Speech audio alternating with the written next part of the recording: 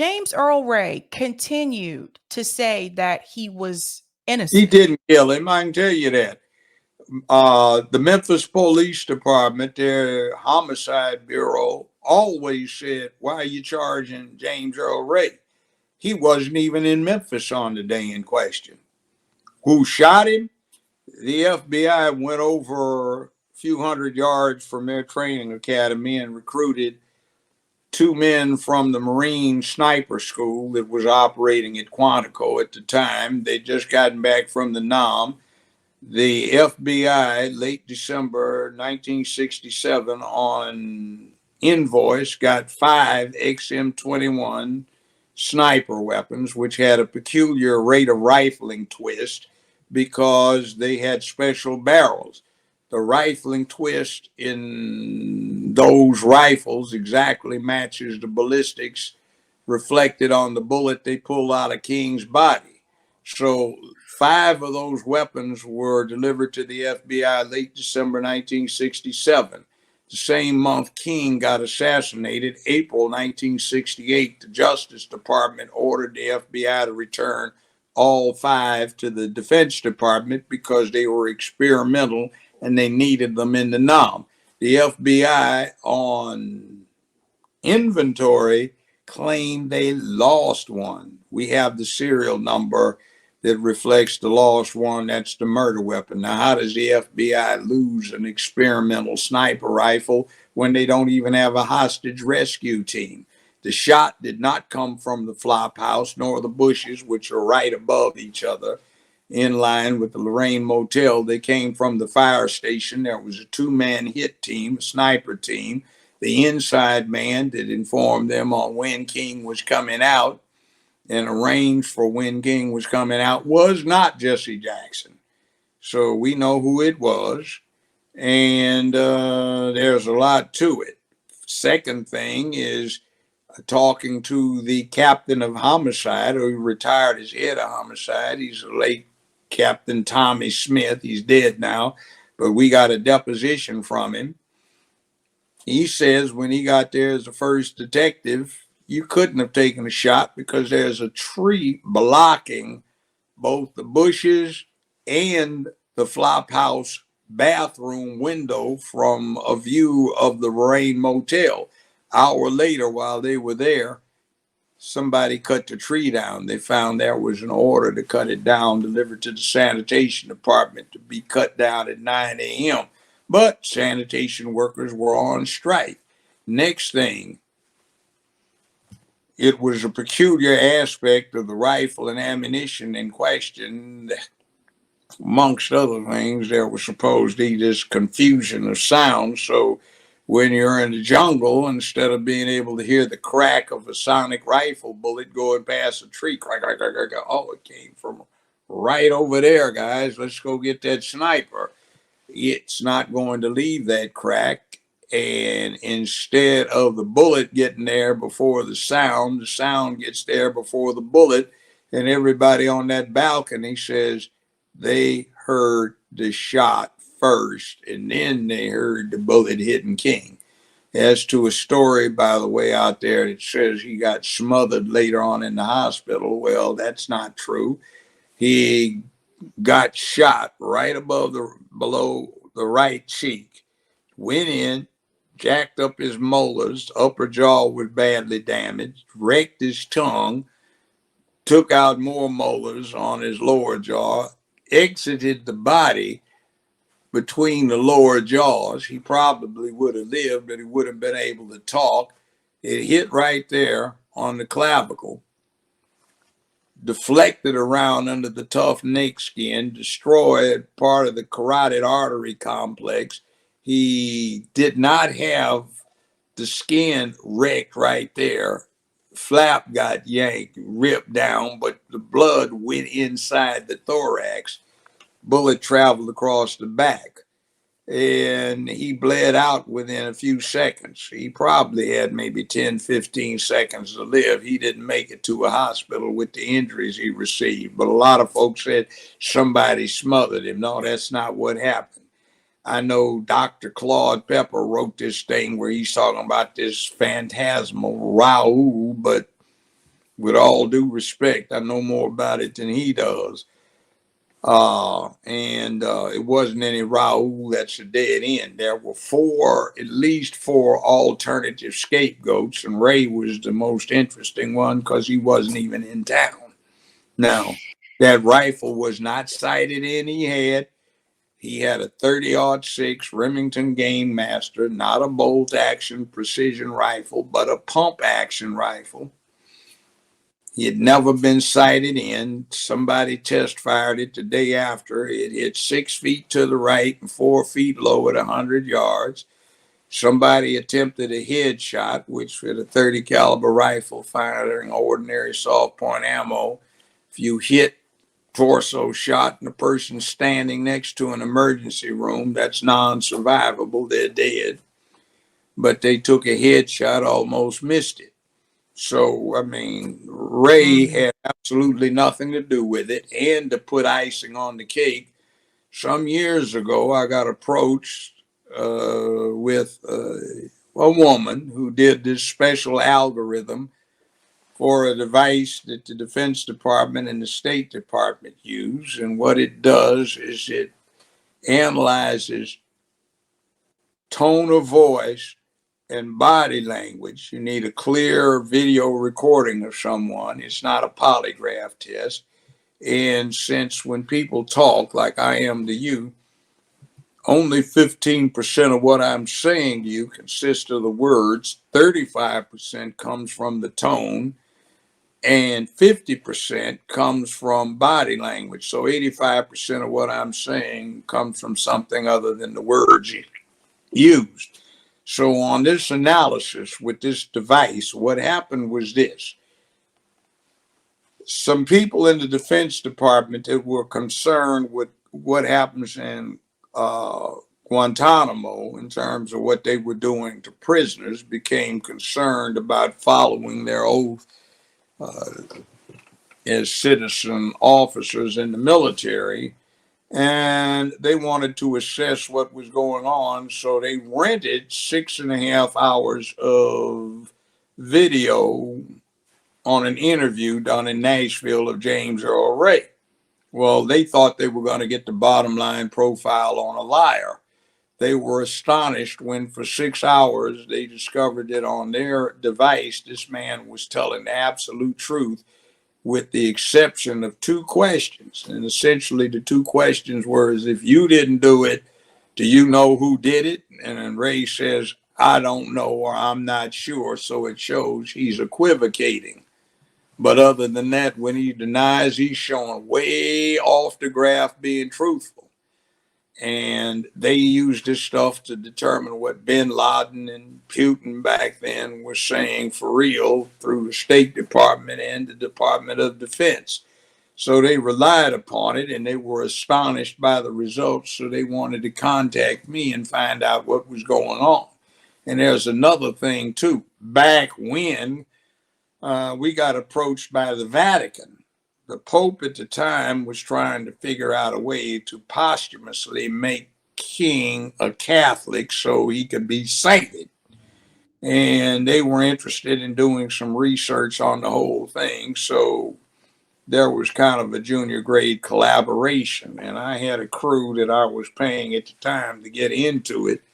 I had money, I had the show, and we were doing this. We didn't let up off of it. So it's a real live mess. I'll go into it one day, but no, Ray had absolutely nothing to do with King. It was the FBI that recruited the sniper team. The sniper team, 2 men, fired the shot from the fire station, not in one single rogue at the flop house nor the bushes. There was an Overwatch officer, his name was Reddick, Ed Reddick, who later ran for sheriff and was a sometimes client of mine at one point in life. And he gave us a statement that he got double handcuffed and hog-tied and forcibly removed when he would not leave the scene and was trying to protect King. So they had a squad of black sergeants and detectives who were being King's security force. They were told to leave because somebody was about to kill them. They refused. The captain came down and ordered them to leave in person. Otherwise, they'd be fired and they'd have to see civil service come the next Monday.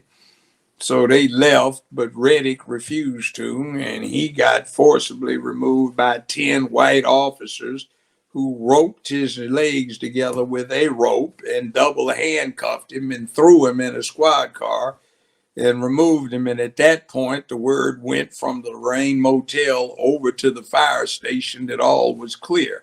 They had pre-sighted the weapon in through a small opening on a sliding window on the second floor of the fire station.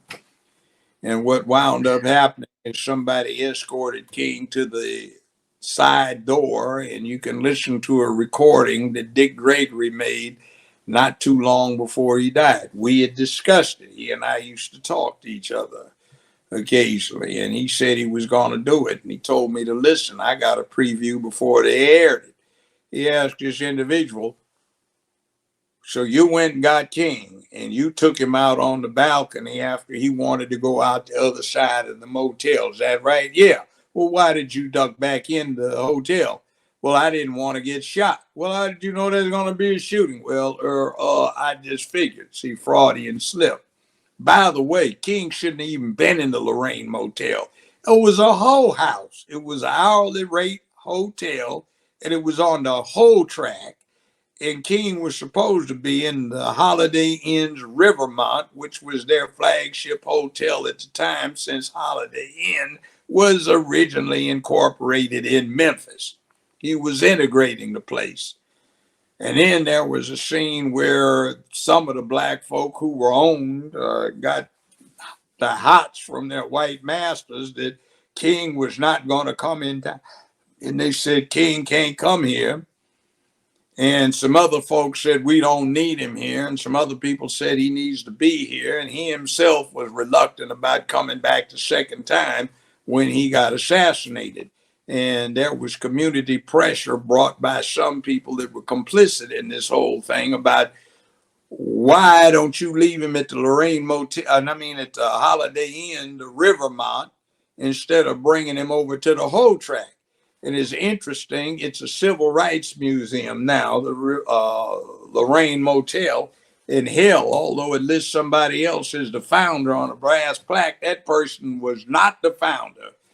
Myself, Randy Wade, Chuck Scruggs, who was with the local radio station, WDIA, and a lawyer named A.W. Willis, who also, by the way, was one of the two black lawyers that helped smuggle the film of Till's body out of Mississippi, take it to Illinois, got it developed at Walgreens, and got it to the Illinois governor after he escaped from being captured and tortured for several hours in Mississippi.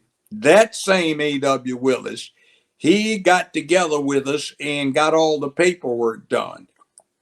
A guy named,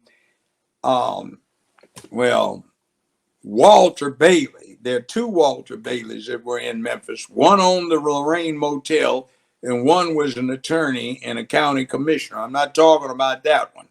Well, the Walter Bailey in question wanted to sell it. We had meetings at a guy named, we called him Mr. Bobo. He had a club that everybody used to go to. So for several weeks, we had lunch over there hashing about what to do with the place. So he wanted to sell it for economic development, but I convinced him that they ought to make a museum out of it. So they said, sure. A.W. Willis got all the paperwork together, got it sent off, boxed off. Boxed up. We unboxed it to review it. We went over it carefully for lunch, stayed 3 or 4 hours. When everything was clear, he boxed it back up, said, I'm mailing it back off this afternoon. Got back to his office, collapsed, died 4 days later of the advanced effects of pancreatic cancer. His secretary called around to some other law offices, and another somebody named DeArmy Bailey, who happened to be the brother of the attorney Walter Bailey, said, sure, we'll send it off. He sent it off, and they put his name up there as founder of the museum, and he had not a damn thing to do with it. But you see, there's a lot of misinformation. Now, if you go in there now, they have acquired the flop house, and they even have a report in there that's candid. As per what I wound up revealing, it would have been impossible to take the shot from the flop house, and very unlikely for the bushes. Now, why does everybody think it's from the bushes? Well, because of the peculiar aspects of the weaponry. The sound reflected off of the Lorraine Motel, and the echo went right over there. We tried it, set up sound equipment, and we duplicated it. So anybody that heard the shot, they wouldn't look to the origins. That's about why they had the material set up, so it would cause confusion in the NOM. Remember, this is when the hot and heavy was going on in the NOM, 67, 68, Tet Offensive. Cronkite had come back and talked about we're Yeah. being lied to. And by the way, we had memoranda in that record for the King case, James Earl Ray case, from the FBI, and they were discussing whether or not he'd be more dangerous as a dead martyr, which he turned out to be, or as alive somebody who would not get into civil rights, because they didn't give a damn about that, because everybody was going militant. King was irrelevant in 1967, 68, because it was black power, power to the people, black And power to Black black people. Panthers and Yeah. yeah. And Well, BSU and Student Alliance. So what happens is they were worried about two things. One, revitalizing labor. Oh, they had a lot of memos on that one. And two, galvanizing this anti-war movement like they thought he had done to the civil rights thing. So that was why J. Edgar Hoover gave the order we have a copy of, and it ordered all audio and visual surveillance of King to cease, and that was 48 hours before he was shot. They'd even done a table map, you know, these 3D things you see when you go in and they're talking about down development. Well, the FBI had one of those done several weeks before. So why do you get one with the Lorraine Motel fire station and all that in, except you're planning something? So they recruited the two snipers, the two-man sniper team from Quantico. They provided the unique ammunition. They got 5,000 rounds on invoice in late December 67, and they got 5 of the rifles that matched the very peculiar ballistic characteristics of what shot the bullet that killed King. So one of them is missing the same month that King is assassinated when they were ordered to return it. That's circumstantial evidence that would have made a case against somebody. Other thing too, on Ray's case, the first judge, the late Preston Battle, gave an unprecedented press conference. He said, I believe Ray is guilty. He entered a plea of guilty, though he has never confessed. See, he never confessed. He always denied it. But I'm very sure he didn't act alone. Now, that Battle was an exercise freak. He ran 5 miles a day, and he didn't show up for court the next day after he gave the press conference. They couldn't find him. So they find his body under his desk in his chambers, and they'd been looking in and out of there all day. So how'd he get there? Next thing, they tried to kill me later when I had the case. That's a long story, lots of excitement, John Wick stuff, you know, real fun from my angle. But it is what it is. They tried to plant 2 kilos of coke in my car that they got caught because some of the detectives were friends of mine and they were keeping a lookout. So, you know, it's all kinds of stuff in there. They don't play nicely with others. And it's dangerous when you go against them. And Biden, by the way, to get back to our original subject, was part of that whole process. Is what it is. So when you really do something, you know, if you're just talking and nothing happens, you haven't said a damn thing. If you are getting dangerous, they try to do something to you. They'll take you out, discredit you, ruin you, everything else that they can get into, unless you stay one step ahead of them.